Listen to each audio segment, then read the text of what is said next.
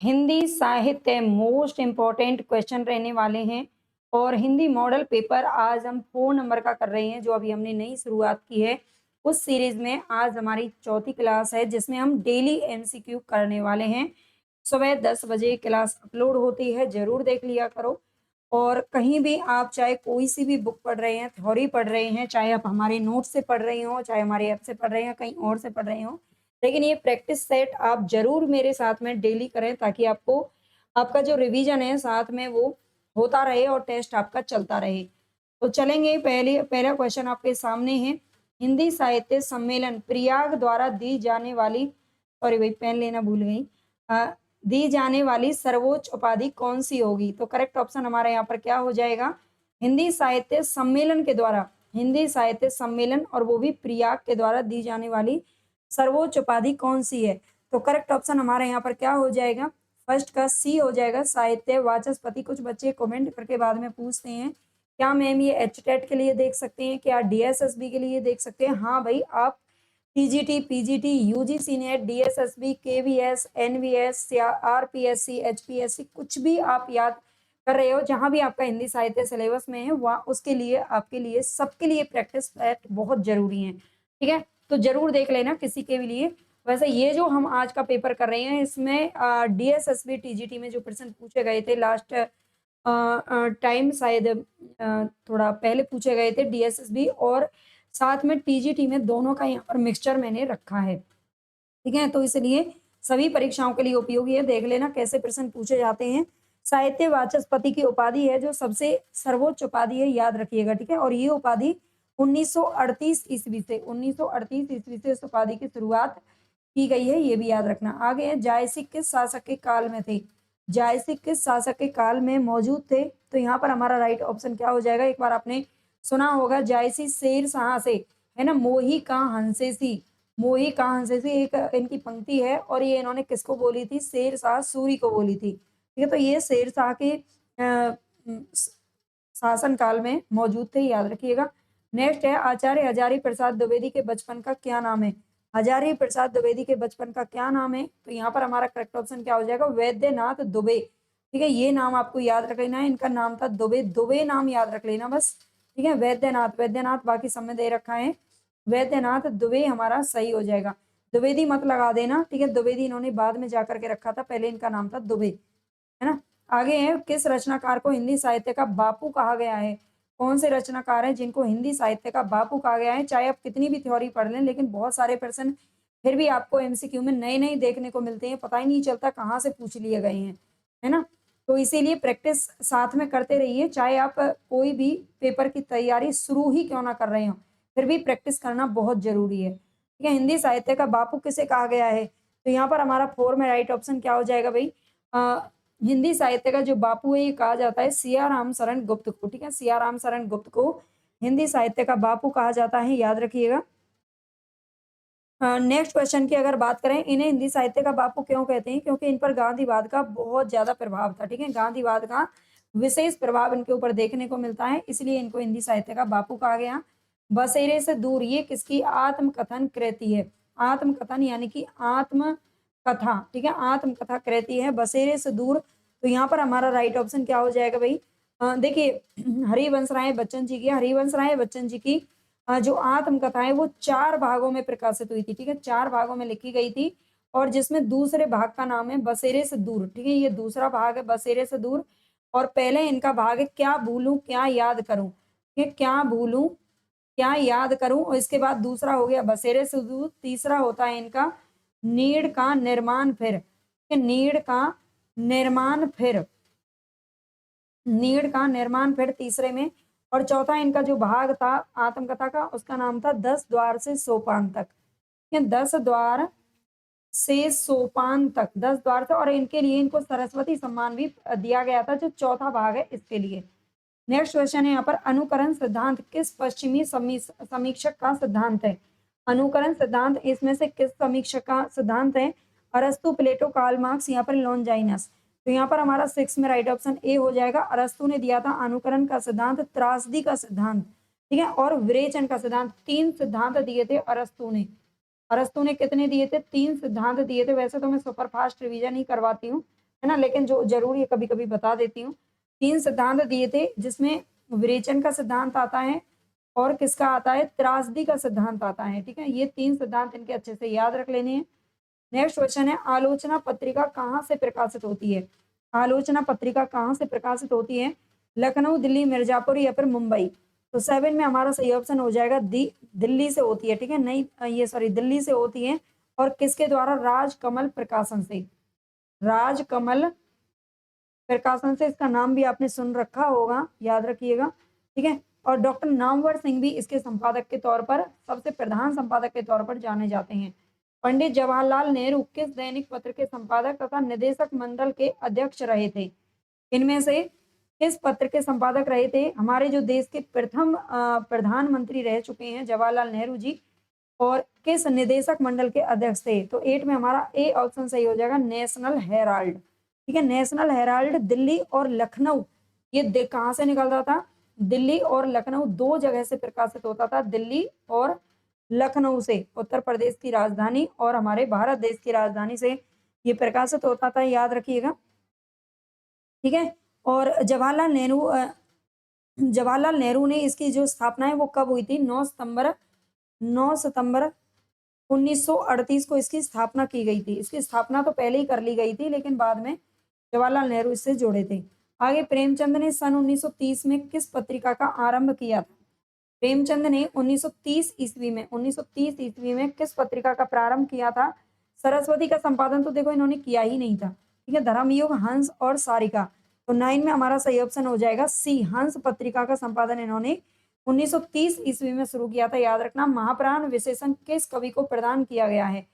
महाप्राण विशेषण निराला जी को प्रदान किया गया है, याद रखिएगा। और किसके आधार पर किया गया है?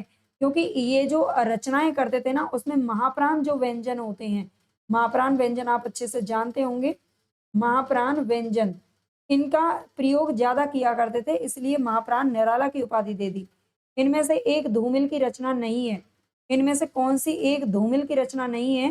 तो यहाँ पर हमारा 11 में सही ऑप्शन क्या हो जाएगा? भूरी भूरी खाक धूली। ठीक है, भूरी भूरी खाक धूली किसकी रचना है? तो ये मुक्ति बोध की रचना है। ठीक है, मुक्ति बोध की रचना है, याद रख लेना। बाकी सारी तो धूमिल की हैं। नेक्स्ट है, शिक्षादान नाटक के लेखक कौन होंगे? शिक्षादान नाटक के लेखक कौन है?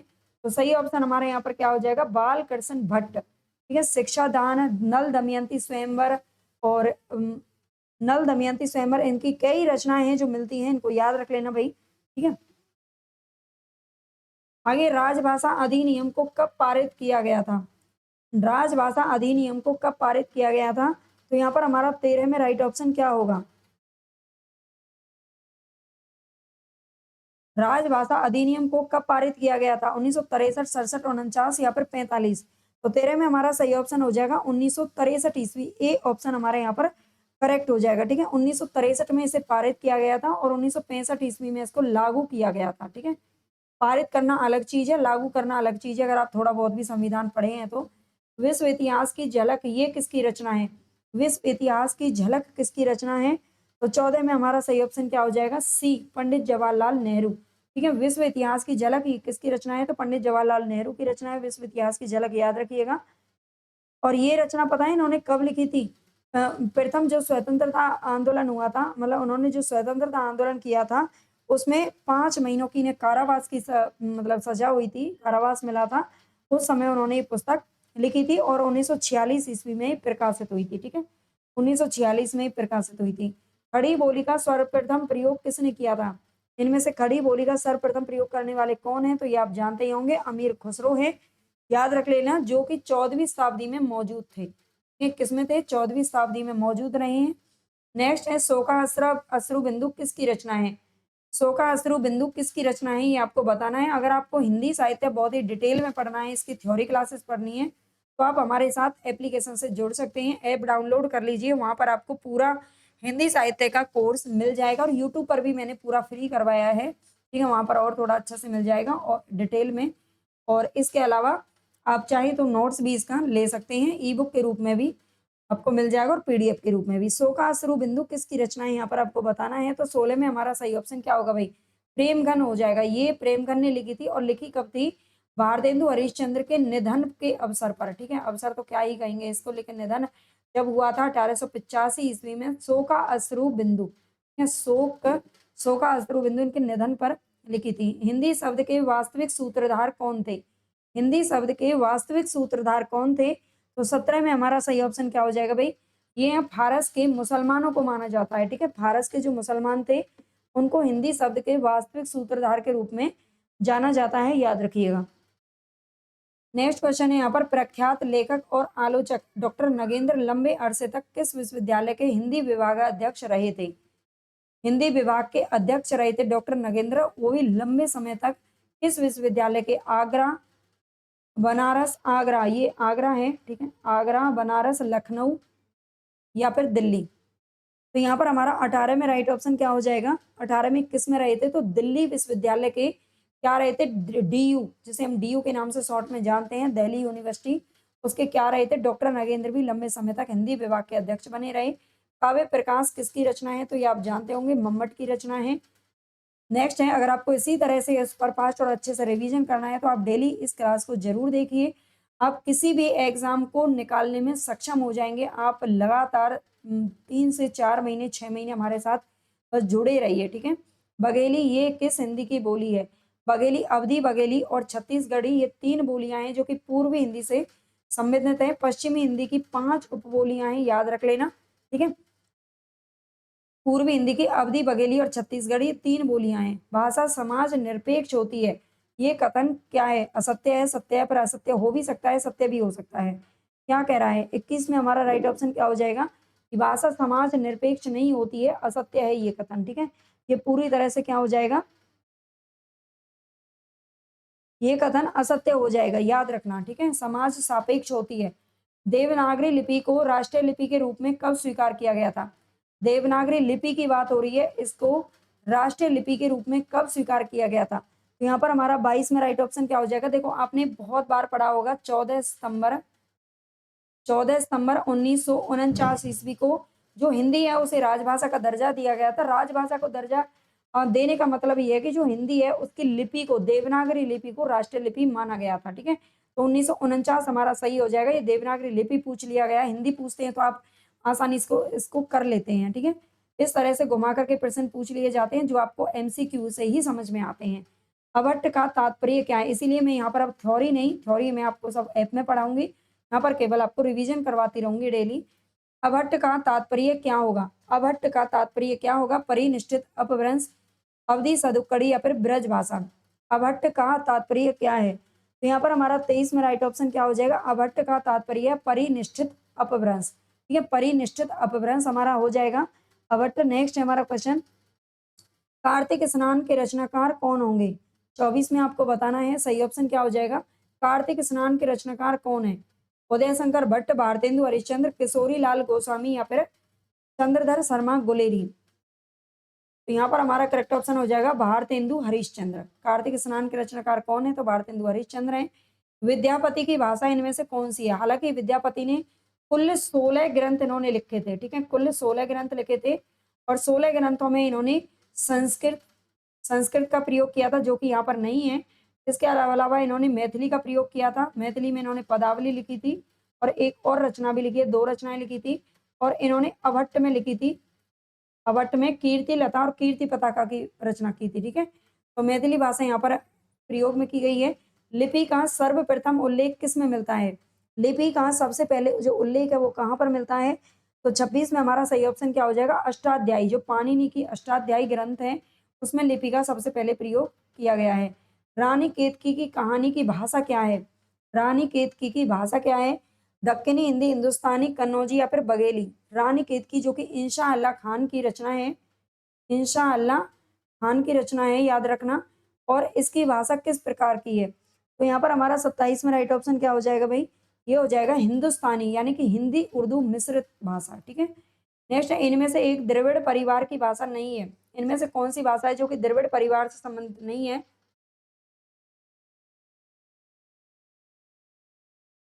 एस्तोनी, कन्नड़, बाहुई या फिर तमिल।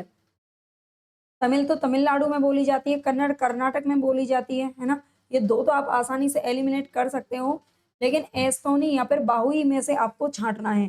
तो यहाँ पर हमारा 28 में राइट ऑप्शन क्या हो जाएगा, ए एस्तोनी। एस्तोनी द्रविड़ परिवार की भाषा नहीं है, याद रख लेना। और ये जो बाहुई आपको दे रखी है ना, ये बाहुई भी आती है, ठीक है, ये बाहुई भी आती है। उत्तर और पूर्व भारत की बाहुई, गोंडी, ये सब भी द्रविड़ परिवार से संबंधित हैं। बाहुई है लेकिन एस्तोनी इसमें शामिल नहीं है। हिंदी में सीधे संस्कृत से आए हुए शब्दों को क्या कहते हैं? सीधे संस्कृत से हिंदी में प्रयोग किए जाते हैं उनको तत्सम बोलते हैं, और थोड़ा बहुत रूप उनका बिगड़ जाता है या थोड़ा उनमें बदलाव हो जाता है तो वो तद्भव कहलाता है। भारत के लिए इंडिया शब्द किसके द्वारा प्रयोग किया गया? इंडिया शब्द किसके द्वारा दिया गया है, ये आपको बताना है। अंग्रेजों ने दिया था, ग्रीक निवासी, दक्षिण भारतीय, फिर फ्रांसीसियों के द्वारा। तो यहाँ पर हमारा 30 में राइट ऑप्शन क्या हो जाएगा भाई, बताएं। 30 में हमारा करेक्ट ऑप्शन क्या हो जाएगा? ग्रीक निवासियों के द्वारा इंडिया शब्द दिया गया है, ठीक है, हमारे भारत के लिए। मागधी किस भाषा का वैकल्पिक नाम है? मागधी किस भाषा का वैकल्पिक नाम है? पाली, प्राकृत, अपभ्रंश या फिर अवधी? मागधी किस भाषा का वैकल्पिक नाम है? 31 में बी ऑप्शन सही हो जाएगा, ये प्राकृत का वैकल्पिक नाम है, याद रखना है। नेक्स्ट क्वेश्चन, हिंदी की सर्वप्रथम प्रकाशित पत्रिका कौन सी होगी? हिंदी की सबसे पहले पत्रिका कौन सी प्रकाशित हुई थी? तो करेक्ट ऑप्शन हमारा हो जाएगा उदंत मार्तंड। उदंत मार्तंड 30 मई 1826 ईस्वी को मंगलवार के दिन साप्ताहिक रूप से निकाली जाती थी, जिसके संपादक थे पंडित जुगल किशोर, याद रखना, ठीक है। गा कोकिल बरसा पावन कन, गा कोकिल बरसा पावक कन, ये पंक्ति किसकी है? ये पंक्ति किसकी है बताइए? गा कोकिल बरसा पावक कन। यहाँ पर हमारा 33 में राइट ऑप्शन क्या हो जाएगा भाई? सुमित्रा नंदन पंत हो जाएगा, ठीक है, सुमित्रा नंदन पंत हो जाएगा। गा कोकिल बरसा पावक कन, सुमित्रा नंदन पंत। सूरदास के गुरु कौन थे? तो ये वल्लभाचार्य थे, याद रखना है।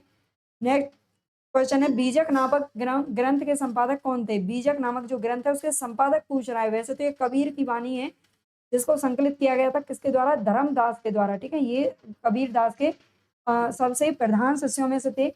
कौन सा शासक है जो दादू के उपदेशों से अत्यधिक प्रभावित था? कौन सा शासक? दादू दयाल। दादू दयाल के उपदेशों से बहुत ज्यादा प्रभावित था। अकबर, बाबर, शाहजहां या फिर जहांगीर? तो यहाँ पर हमारा 36 में राइट ऑप्शन हो जाएगा अकबर। अकबर दादू दयाल के उपदेशों से बहुत ज्यादा क्या था? प्रभावित था, याद रखना है। नेक्स्ट है हमारा क्वेश्चन, और दादू दयाल के कहने से ना, उनके उपदेशों से प्रभावित होकर अकबर ने गौ हत्या को भी बंद कर दिया था, ठीक है। इन्होंने गौ हत्या पर क्या लगा दी थी? रोक लगा दी थी, गौवध पर, है ना, रोक लगाई थी, दादू दयाल के उपदेशों से प्रभावित होकर। निम्नलिखित में से कौन सा संत कवि नहीं है? इनमें से कौन सा संत कवि नहीं है? सुंदरदास, धर्मदास, नरोत्तम दास या फिर दादू दयाल? तो यहाँ पर हमारा 37 में राइट ऑप्शन हो जाएगा नरोत्तम दास, ठीक है, ये संत कवियों में शामिल नहीं है। संत कवि यानी कि ये निर्गुण धारा की जो ज्ञानाश्रयी शाखा है, ठीक है। संत कवि किनको कहा गया है? ज्ञानाश्रयी शाखा के कवियों को संत कवि कहा जाता है। तो नरोत्तम दास आप जानते हैं उसमें शामिल नहीं है।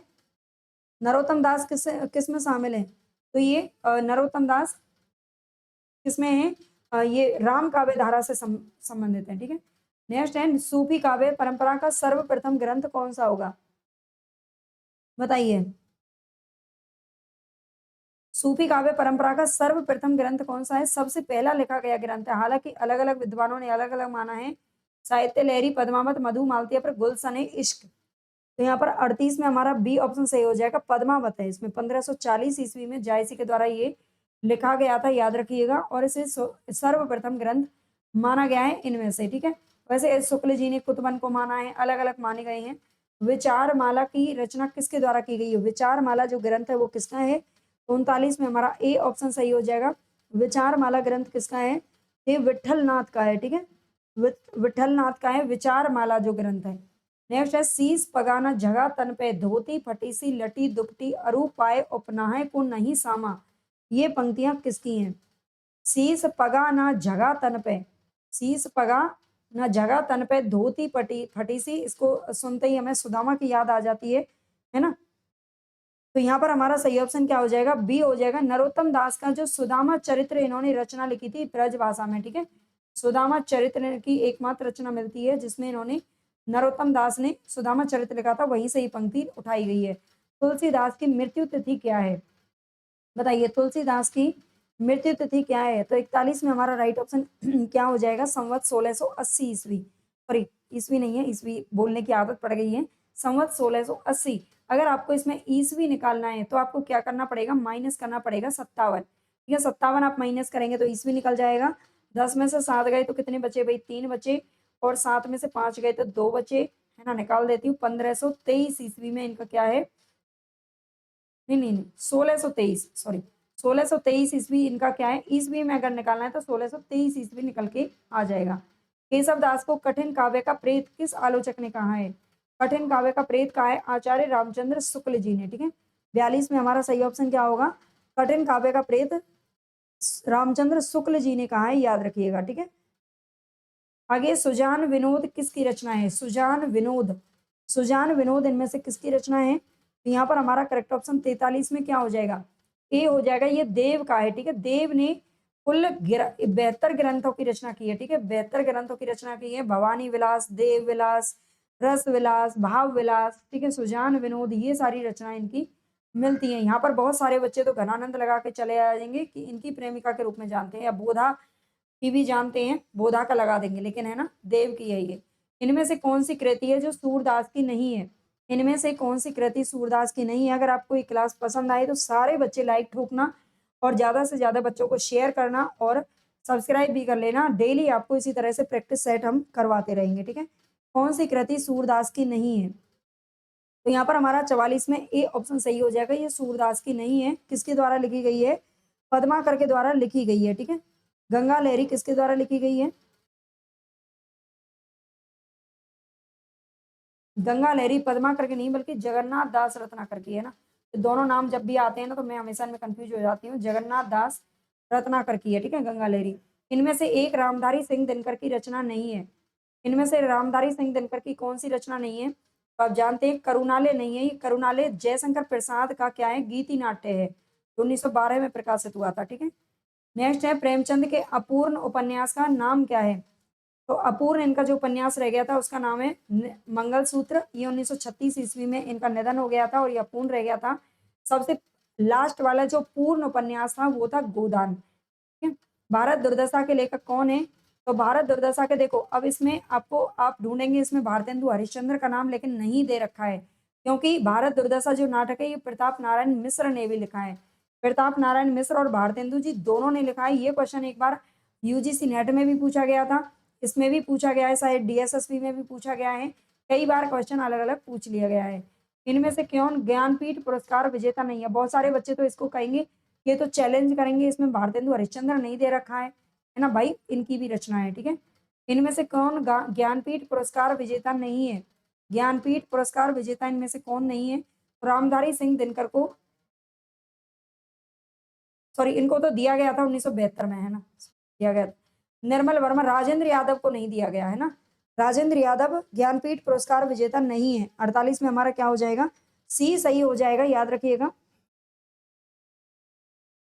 सलाह का सम्मान इनको दिया गया था 2003-4 ईस्वी में। ठीक है, सलाह का सम्मान दिया गया था 2003-4 का जो सर्वोच्च सम्मान था उस वक्त का, ये सलाह का सम्मान से इनको पुरस्कृत किया गया था। बाकी सबको दिया गया ज्ञानपीठ। इनमें से किन्हें दद्दा के नाम से जाना जाता है, इनमें से किन्हें दद्दा के नाम से जानते हैं, तो ये मैथिली शरण गुप्त को जाना जाता है दद्दा के नाम से, याद रखना।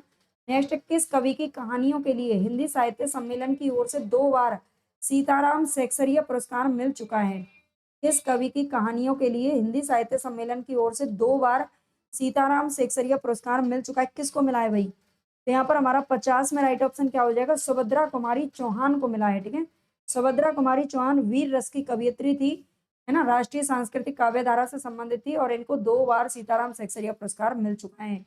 कौन प्रकृति का कवि कहलाता है, प्रकृति के सुकुमार कवि या फिर प्रकृति का कवि, तो यहाँ पर 51 में हमारा राइट ऑप्शन क्या हो जाएगा, देखो प्रकृति का कवि आपसे पूछ रहा है तो करेक्ट ऑप्शन हमारा हो जाएगा सुमित्रा नंदन पंत। ठीक है, प्रकृति का कवि पूछ लिया है सीधा सीधा क्वेश्चन में, बल्कि इनको प्रकृति का सुकुमार कवि के नाम से जाना जाता है। नेक्स्ट क्वेश्चन, भारत में प्रयोगवाद के उदय का मूल कारण क्या है, भारत में प्रयोगवाद के उदय का मूल कारण क्या है, द्वितीय महायुद्ध, प्रथम महायुद्ध, बढ़ता हुआ पूंजीवाद या गांव का सर्वनाश होना, प्रयोगवाद का उदय क्यों हुआ था, तो यहाँ पर हमारा सही ऑप्शन क्या हो जाएगा, द्वितीय महायुद्ध। ठीक है, जो द्वितीय महायुद्ध हुआ था उसके बाद प्रयोगवाद का उदय हुआ था। इनमें से कौन सा कवि है जो तीसरा सप्तक में शामिल नहीं है? तीसरा सप्तक में कौन शामिल नहीं है? तो अज्ञे जी प्रथम जो तार सप्तक था, तार सप्तक इसमें शामिल थे अज्ञे खुद, है ना, अज्ञे ने ही प्रकाशित करवाए थे। और ये 1943 में जो तार सप्तक का संपादन हुआ था इसमें शामिल थे। बाकी सारे के सारे तीसरे सप्तक में शामिल हैं, याद रख लेना, जिसका प्रकाशन हुआ था, संपादन हुआ था 1959 ईस्वी में। नेक्स्ट है देवकी नंदन खत्री द्वारा लिखित चंद्रकांता किस प्रकार का उपन्यास है? चंद्रकांता एक ऐसा उपन्यास है जिसने धूम मचा दी थी, और इसे पढ़ने के लिए बहुत सारे हिंदी भाषियों ने क्या सीखी थी? हिंदी भाषा सीखी थी। ठीक है, तो चंद्रकांता किस प्रकार का उपन्यास है ये बताना है। 54 में हमारा सही ऑप्शन हो जाएगा तिलिस्मी उपन्यास है। ठीक है, किस प्रकार का है? तिलिस्मी है। राम सतसई की रचना किसने की है, जिसे रीतिकालीन श्रृंगार परंपरा का उत्तम ग्रंथ माना जाता है? राम सतसई, यमक सतसई आपने देखी होगी, वीरेंद्र सतसई देखी होगी, बिहारी सतसई देखी, लेकिन राम सतसई आपसे पूछ रहा है, तो यहाँ पर हमारा 55 में राइट ऑप्शन क्या होगा भाई? 55 में हमारा सही ऑप्शन क्या हो जाएगा? ए हो जाएगा। राम साय ने लिखी राम सतसई, और ये बिहारी सतसई के समान इसको माना जाता है। इनमें से एक कृष्णा सोबती की कृति नहीं है। इनमें से कौन सी एक कृष्णा सोबती की रचना नहीं है? तो यहाँ पर हमारा 56 में राइट ऑप्शन क्या हो जाएगा? एदानम इनकी रचना नहीं है। ठीक है, एदानम इनकी रचना नहीं है, और ये किसके द्वारा लिखा गया है? एदनमम।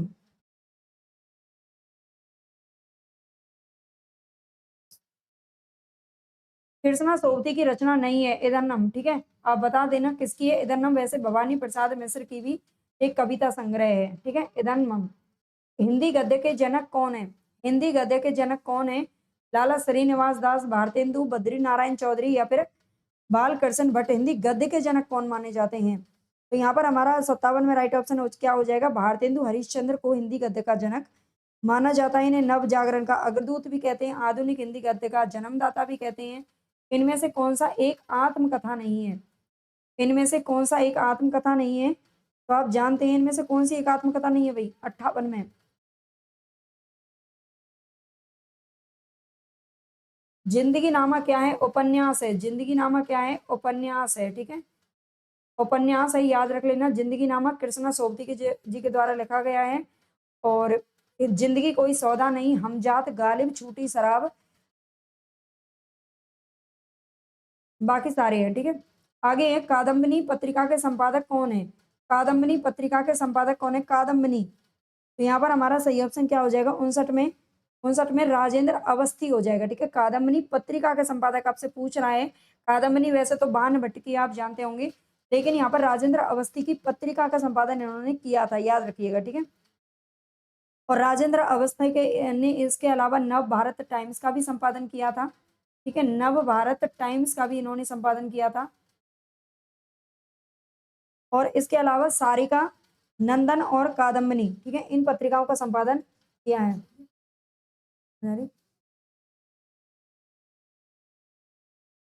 आगे नारी जागरण पर लिखी महादेवी वर्मा की किताब कौन सी है? नारी जागरण पर लिखी महादेवी वर्मा की किताब आपको बताना है। तो 60 में हमारा सही ऑप्शन क्या हो जाएगा? बी, श्रृंखला की कड़ियां। ठीक है, श्रृंखला की कड़ियां हमारा सही हो जाएगा। नारी जागरण पर लिखी गई महादेवी वर्मा की किताब बल्कि एक निबंध संग्रह है, जो कि 1942 ईस्वी में प्रकाशित होता है। नेक्स्ट है दफ्तर किस भाषा का शब्द है? दफ्तर, ठीक है, ऑफिस इंग्लिश में जो आप बोलते हो, दफ्तर किस भाषा का शब्द है ये बताना है। तो राइट ऑप्शन हमारा क्या हो जाएगा भाई? 61 में हमारा करेक्ट ऑप्शन क्या हो जाएगा? ये फारसी भाषा का शब्द है। दफ्तर किस भाषा का है? फारसी भाषा का शब्द है, याद रखना। अथातो घुमक्कड़ जिज्ञासा, ये किसकी रचना है? अथातो घुमक्कड़ जिज्ञासा, ये किसकी रचना है? तो राइट ऑप्शन हमारा हो जाएगा राहुल सांकृत्यायन। ठीक है, जिन्हें यात्रा वृत्तांत के पितामह के रूप में जाना जाता है। कबीरा खड़ा बाजार में, ये किनका नाटक है? कबीरा खड़ा बाजार में, ये भीष्म साहनी जी का है। ठीक है, किसका है? भीष्म साहनी जी का है। मोहन राकेश की इन कृतियों में एक नाटक नहीं है। मोहन राकेश की इन कृतियों में कौन सा एक नाटक नहीं है? तो यहाँ पर हमारा 64 में राइट ऑप्शन क्या हो जाएगा? अंधेरे बंद कमरे। ठीक है, ये इनका नाटक नहीं है। बाकी आधे अधूरे, आषाढ़ का एक दिन, लहरों का राजहंस, ये इनके 3 तो पूर्ण नाटक हैं। एक इनका एक और नाटक मिलता है, बता देती हूँ, पैरों तले की जमीन। कि पैरों तले की जमीन, ये इनका अपूर्ण नाटक है। किस प्रकार का है? ये अपूर्ण नाटक रह गया था मोहन राकेश जी का, बाकी तीनों कंप्लीट है, याद रखिए। ठीक है, और अंधेरे बंद कमरे क्या है, तो ये उपन्यास है। अंधेरे बंद कमरे क्या है, उपन्यास है। नेक्स्ट क्वेश्चन है, निम्नलिखित में से कौन सा वृंदावन लाल वर्मा के द्वारा नहीं लिखा गया है।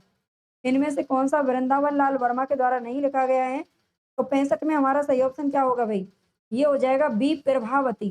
ठीक है, जो प्रभावती है ये निराला जी की है। ठीक है, ये किसका है, निराला जी का उपन्यास है प्रभावती, वृंदावन लाल वर्मा का नहीं है। ठीक है, नेक्स्ट क्वेश्चन है हमारा, आवारा मसीहा।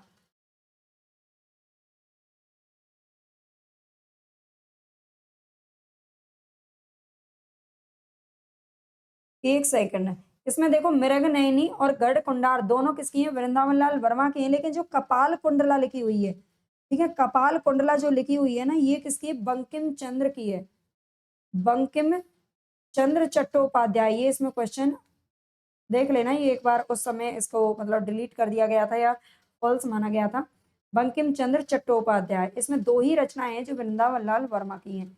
आवारा मसीहा ये किसकी जीवनी पर आधारित है, आवारा मसीहा किसकी जीवनी पर आधारित है, तो ये शरद चंद्र चट्टोपाध्याय की जीवनी पर आधारित है। और इसे लिखने वाले कौन है, विष्णु प्रभाकर। ठीक है, लिखने वाले कौन है, तो ये है विष्णु प्रभाकर जी, याद रखना। नेक्स्ट क्वेश्चन है, कलव। कलव किसको बोलते हैं भाई, गधे के बच्चे को, ऊंट के बच्चे को, हाथी के बच्चे को, कोयल के बच्चे को। कलव किसको बोलते हैं, कलव क्या होता है, हाथी का बच्चा होता है। ठीक है, कलव क्या होता है, हाथी के बच्चे को बोलते हैं। और गधे के बच्चे को क्या बोलते हैं, गधे के बच्चे को आपने सुना है कभी, गधे के बच्चे को क्या बोलते हैं, बछेड़ा बोलते हैं। क्या बोलते हैं, बछेड़ा बोलते हैं, याद रखना। और ऊंट के बच्चे को क्या बोलते हैं, ऊंट के बच्चे को बछड़ा बोलते हैं। ठीक है, बछड़ा बोलते हैं, बछड़ा। और कोयल के बच्चे को तो छोटा सा शिशु बोलते हैं, शिशु कोयल। क्या बोलते हैं, शिशु कोयल बोलते हैं। गधा, गधा क्या करता है, गधे की आवाज कैसी होती है, रेंकता है, क्या करता है, चिचियाता है, किकियाता है, गुरगुराता है। तो गधा रेंकता है। ठीक है, ये इनकी आवाज है। आगे भेड़ों का क्या होता है, भेड़ों का झुंड होता है, गल्ला जत्था काफिला क्या होता है भेड़ों का, भेड़ों का क्या होता है भाई, झुंड होता है ना, भेड़ों का झुंड, एक झुंड में चलती है भेड़ एक साइड। इनमें से एक सरस्वती का नाम नहीं है, इनमें से कौन सा एक सरस्वती का नाम नहीं है, रमा, भारती, महाश्वेता या फिर वीणाधारी। इनमें से सरस्वती का नाम कौन सा नहीं है, तो यहाँ पर हमारा ए ऑप्शन सही हो जाएगा। रमा किसको बोलते हैं, रमा बोलते हैं लक्ष्मी को। ठीक है, रमा किसको बोलते हैं, लक्ष्मी को बोलते हैं। नेक्स्ट है, राजभाषा अधिनियम के अंतर्गत कर्नाटक किस क्षेत्र में आता है। राजभाषा अधिनियम जो 1965 में लागू हुआ था, ठीक है, 1965 में क्या हुआ था, लागू हुआ था। इसमें कर्नाटक किस क्षेत्र के अंतर्गत आता है, इसमें तीन क्षेत्र है, क, ख और ग। ठीक है, तो अंतर्गत कर्नाटक किस क्षेत्र के अंतर्गत आता है, तो ये राइट ऑप्शन हमारा हो जाएगा ग। आप जानते हैं इसमें जो हिंदी है उसको द्वितीय भाषा का दर्जा दिया गया है, क्योंकि यहाँ पर पहले जो कर्नाटक में कन्नड़ बोली जाती है। ठीक है, तो ये अपनी अपनी भाषाओं को प्रथम दर्जा देते हैं। सफल अध्यापक के लक्षण क्या है, सफल अध्यापक के लक्षण क्या होते हैं, सफल अध्यापक के, तत्परता और जिज्ञासा होना, वेतन का हिसाब रखना, छात्रों को यथा योग्य गृह कार्य देखना, या फिर इनमें से कोई भी नहीं। तो यहाँ पर हमारा ए ही ऑप्शन सही हो जाएगा। ये साइकोलॉजी का प्रश्न है, तत्परता और जिज्ञासा होनी चाहिए, है ना, जैसे कि मुझे रहती है, आपके अंदर भी होनी चाहिए। हिंदी को किस लिपि में लिखा जाता है, तो देवनागरी में लिखा लिखा जाता है। और ये भी क्वेश्चन पूछा जाता है इसे किस तरफ लिखा जाता है, तो बाएं से दाई तरफ। ठीक है, बाएं से दाई तरफ इसे लिखा जाता है। त्रिभाषा सूत्र में पहला स्थान किसको है, त्रिभाषा सूत्र में पहला स्थान किसको है, अंग्रेजी राष्ट्रीय भाषा, मातृभाषा या फिर क्षेत्रीय भाषा। त्रिभाषा सूत्र में पहला जो स्थान होता है ना, वो क्षेत्रीय भाषा का होता है। ठीक है, किसका होता है, क्षेत्रीय भाषा का। किसको पंचम वेद कहा गया है, नाटक को पंचम वेद की संज्ञा दी है किसने, भरत मुनि ने। स्पष्ट मौखिक वाचन के लिए क्या जरूरी है, स्पष्ट मौखिक वाचन के लिए क्या जरूरी है, तो 76 में हमारा कौन सा सही हो जाएगा, 76 में उच्चारण सही होना चाहिए। स्पष्ट मौखिक वाचन आप करोगे तो उच्चारण ही सही होना चाहिए। पंडित की उपाधि किस शिक्षक के लिए दी जाती है, पंडित की उपाधि किस शिक्षक के लिए दी जाती है, तो 77 में हमारा बी सही हो जाएगा। हिंदी के शिक्षक को शास्त्री या फिर पंडित की उपाधि दी जाती है। हिंदी या संस्कृत जब आपको पढ़ाते थे, आपने मतलब पुराने जमाने के होंगे तो आपने देखा होगा, हमारे तो जो हिंदी के जो संस्कृत के अध्यापक थे उनको शास्त्री सर कह करके बुलाते थे। उनका नाम हमें, और नाम तो शायद मुझे लगता है, मुझे आज भी पता नहीं है, वैसे लास्ट में मुझे पता चल गया था क्या नाम है। वो बहुत ही बुजुर्ग थे, और उनका नाम मतलब पूरे नर्सरी से लेकर और 12th क्लास तक उन्होंने पढ़ाया, लेकिन उनका कभी नाम नहीं पता चला, है ना। आप सोचिए, उनको शास्त्री सर के नाम से सब लोग बुलाते थे। हिंदी की मूल भाषा क्या है? हिंदी की मूल भाषा क्या है? तो हिंदी की मूल भाषा संस्कृत है। नेक्स्ट है हिंदी से साम्य रखने वाली भाषा क्या है?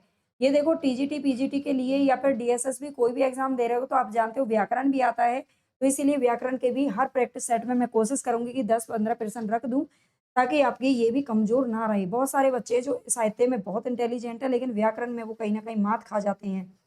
ठीक है? तो कोई भी आपका जो पॉइंट है वो कमज़ोर नहीं होना चाहिए। इस बार अगर भर्ती निकलती है, तो आपको एक सीट ले लेनी है। डेली जुड़िए आप हमारे साथ इस क्लास से। हिंदी से साम्य रखने वाली भाषा क्या है? 79 में हमारा सही ऑप्शन क्या हो जाएगा? हिंदी से साम्य ये सभी रखती हैं, ठीक है? संस्कृत, मराठी और उर्दू। एक आदर्श शिक्षक का गुण क्या होता है?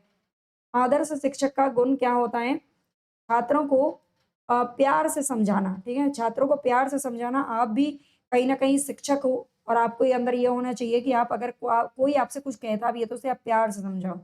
केंद्रीय हिंदी संस्थान किस जगह पर है? केंद्रीय हिंदी संस्थान किस जगह पर है? तो ये आगरा के अंदर है, ठीक है? आगरा के अंदर है, याद रख लेना। आगरा। आगे समाज में अध्यापक का जो स्थान होता है वो सशक्त एवं महत्वपूर्ण है। ये किनका कथन है? समाज में अध्यापक का स्थान सशक्त और महत्वपूर्ण होता है। ये किसने कहा है? तो 82 में हमारा सही ऑप्शन क्या हो जाएगा? सर्वपल्ली राधाकृष्णन, ठीक है? सर्वपल्ली राधाकृष्णन हो जाएगा। इन्हीं के मतलब इन्हीं के सुझाव पर यूजीसी नेट की स्थापना हुई थी। भाषा शिक्षकों की स्थिति को सुधारने के लिए गठित आयोग कौन सा है? भाषा शिक्षकों की स्थिति को किसने सुधारा है भाई? तो यहाँ पर हमारा 83 में राइट ऑप्शन क्या हो जाएगा? माध्यमिक शिक्षा आयोग, ठीक है? माध्यमिक शिक्षा आयोग जिसकी स्थापना कब हुई थी? तो 1952 ईस्वी में हुई थी, 23 सितंबर 1952 में। और ये किसकी अध्यक्षता में हुई थी? लक्ष्मण स्वामी मुदालियर। इसको मुदालियर आयोग के नाम से भी जाना जाता है, ठीक है? जो पढ़ाने का ढंग जानता है वही शिक्षा का रहस्य जानता है। ये किनकी उक्ति है? जो पढ़ाने का ढंग जानता है वही शिक्षा का रहस्य जानता है। तो यहाँ पर हमारा 84 में सही ऑप्शन क्या हो जाएगा? जॉन लॉक, ठीक है? जॉन लॉक ने ये जो कही है उक्ति। कौन सी भाषा है जो देश की संपर्क भाषा है? तो देश की संपर्क भाषा हिंदी है। एक दीपक तब तक दूसरे दीपक को प्रज्वलित नहीं कर सकता जब तक वह स्वयं ना जलता रहे। ये किनके विचार? एक दीपक अगर खुद बुझ गया तो आप दूसरे को कैसे प्रज्वलित करोगे? है ना? अगर हमारे अंदर ज्ञान है, एक शिक्षक को ज्ञान है, तभी तो वो अपने बच्चों को वो ज्ञान प्रेषित कर सकता है ना? तो यही कहने का कथन है। 86 में हमारा सही ऑप्शन क्या हो जाएगा? गुरुदेव रविंद्रनाथ ठाकुर, ठीक है? रविंद्रनाथ टैगोर के नाम से इनको वैसे जाना जाता है। भाषा शिक्षकों के लिए भाषा ही उनकी क्या है? भाषा शिक्षकों के लिए भाषा ही उनकी क्या है? कुंजी है, पूंजी है, भंडार सामग्री, कल्प वृक्ष की फलियां हैं। तो यहाँ पर हमारा 87 में राइट ऑप्शन हो जाएगा पूंजी, ठीक है? भाषा ही उनकी क्या होती है? पूंजी होती है। निज भाषा उन्नति अय सब उन्नति को मूल। ये कथन किसने कहा है? तो भारतेंदु हरिश्चंद्र जी ने कहा है, ठीक है? जन साधारण को उनकी निजी भाषा में शिक्षा दो, ऐसा किसने कहा था? जो जन साधारण है ना, उनको उनकी निजी भाषा में शिक्षा दो, जो भाषा वो बोलते हैं। ये क्या किसने कहा है कथन? तो 89 में हमारा सही ऑप्शन क्या हो जाएगा? स्वामी विवेकानंद ने कहा है, ठीक है? स्वामी विवेकानंद ने कहा है एक आदर्श शिक्षक में सभी गुण होने चाहिए अतिरिक्त इसके। किसके अतिरिक्त? व्यक्तित्व, दिखावा, दिखावा नहीं होना चाहिए, है ना भाई? व्यक्तित्व उसका अच्छा होना चाहिए, शारीरिक स्वास्थ्य अच्छा होना चाहिए, तभी तो पढ़ा पाएगा। और प्रशिक्षण यानी कि वो ट्रेंड होना चाहिए, तो दिखावा नहीं करना चाहिए। प्रशिक्षण शिक्षक के लिए क्या होता है? प्रशिक्षण शिक्षक के लिए अनिवार्य है, अनिवार्य होना चाहिए। अगर एक ट्रेंड है टीचर तभी वो अच्छे से अपने बच्चों को ट्रेंड कर सकता है, ठीक है? जो खुद ही अनट्रेंड है, जो खुद अप्रशिक्षित है, वो क्या प्रशिक्षित करेगा? क्या शिक्षण देगा, है ना? भाषा किसका माध्यम है? भाषा अभिव्यक्ति का माध्यम है। किसका है? अभिव्यक्ति का माध्यम है। प्राक कल्पना का अर्थ क्या होगा? प्राक कल्पना का अर्थ क्या होगा? तो यहाँ पर हमारा 93 में राइट ऑप्शन क्या हो जाएगा? परिकल्पना हो जाएगा, ठीक है? परिकल्पना। परिकल्पना यानी कि तर्क के लिए किसी बात की कल्पना करना, ठीक है? उसे कहते हैं परिकल्पना। अनुसंधान के लिए, अनुसंधान के लिए एक गवेषणा पत्रिका का संपादन होता था। गवेषण देख शब्द को देख करके याद आया केंद्रीय हिंदी संस्थान आगरा से, ठीक है? उस समय मैं सोच रही थी लेकिन याद नहीं आता नाम, गवेषणा था, ठीक है? और अनुसंधान के लिए कौन सा पर्याय नहीं होता है?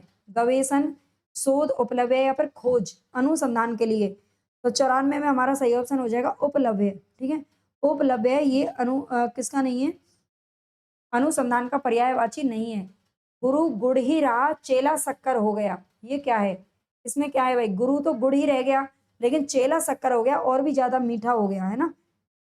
तो यहाँ पर हमारा सही ऑप्शन क्या हो जाएगा? डी हो जाएगा। ये लोकोक्ति है। ये क्या है? लोकोक्ति है। करत करत अभ्यास से जड़मत होत सुजान, ये उक्ति किसकी है? अगर आप डेली हमारे साथ ये क्लास करते हैं और थ्योरी आपको पढ़नी है तो आप ऐप से पढ़ सकते हो, है ना? बहुत ही कम नाम मात्र के प्राइस में, इतने में आपकी एक बुक भी नहीं आएगी, इतने में आपको पूरा कोर्स मिल जाएगा हिंदी साहित्य का। आप चाहें तो जाकर जुड़ सकते हैं एप्लीकेशन से और और डेली आपको रिवीजन मैं यहाँ पर करवाती रहूँगी। अगर आप एक ही चैनल पर लगातार इस तरह से बने रहते हैं, तो कोई भी पेपर निकालना आपके लिए बहुत ही आसान हो जाएगा, ठीक है? करत करत अभ्यास से जड़मत होत सुजान, ये उक्ति किसकी है? तो यहाँ पर हमारा 96 में राइट ऑप्शन क्या हो जाएगा? ये वृंद कवि की है, ठीक है? ये किसकी है? जड़मत होत सुजान, ये वृंद कवि की है भाई उक्ति, है ना? इसमें आप कबीर लगा देंगे, रहीम लगा देंगे, लेकिन ये वृंद कवि की पंक्ति है। देश निकाला, ये क्या? इसमें कौन-सा समास है? देश निकाला है। देश निकाला में कौन-सा समास है? तो 97 में हमारा सही ऑप्शन तत्पुरुष हो जाएगा। देश से निकालना यानी कि कौन-सा होगा? अपादान तत्पुरुष हो जाएगा इसमें, ठीक है? अपादान तत्पुरुष हो जाएगा। देश से निकालना यानी कि अलग कर देना। हाथी का स्त्रीलिंग क्या होगा? हथिनी हो जाएगा। ये वाला हथिनी सही है। कि मादा हाथी नहीं होगा, हथिनी होता है। अवलोकनों को उत्पन्न करने वाले क्रिया समूह को क्या कहते हैं? अवलोकनों को उत्पन्न करने वाले क्रिया समूह को क्या कहते हैं? तो 99 में ए ऑप्शन हमारा सही हो जाएगा, प्रयोग कहा जाता है। नेक्स्ट है सत्य और विश्वास की अतिव्याप्ति को क्या कहा जाता है? सत्य और विश्वास की अतिव्याप्ति को क्या कहते हैं? सत्य और विश्वास की अतिव्याप्ति मतलब बहुत ज़्यादा बढ़ जाना, उसे क्या कहा जाता है? तो राइट में 100 में हमारा सही क्या हो जाएगा? ज्ञान हो जाएगा, ठीक है? 100 में बहुत सारे बच्चे अंधविश्वास लगा देंगे, लेकिन इसमें सत्य और विश्वास, ठीक है? अंधविश्वास नहीं है यहाँ पर। सत्य और विश्वास में क्या हो जाएगा? अतिव्याप्ति होना ज्ञान कहलाता है। तो क्लास हमारी यहाँ पर समाप्त होती है। 100% हम कर चुके हैं। उम्मीद करती हूँ कुछ बच्चों को ये व्याकरण वाले क्वेश्चन पसंद नहीं आए होंगे, उनको लगा होगा कि ये हमारे पेपर में नहीं आएँगे, लेकिन कोई बात नहीं, हर प्रैक्टिस सेट अलग-अलग होता है। हर प्रैक्टिस सेट में कुछ चीज़ें कभी ज़्यादा हो जाती हैं, कुछ कम हो जाती हैं और इसी तरह से आप चाहते हो 100% ही हम करें, डेली करें, तो आप ज़्यादा से ज़्यादा बच्चों को शेयर कीजिए, लाइक कीजिए, सब्सक्राइब कीजिए और कमेंट करके बताइए क्लास आपको कैसी लगती है और टेलीग्राम चैनल भी आप जॉइन कर लेना। हिंदी साहित्य के नोट्स आपको चाहिए तो आप मुझे संपर्क कर सकते हो। धन्यवाद।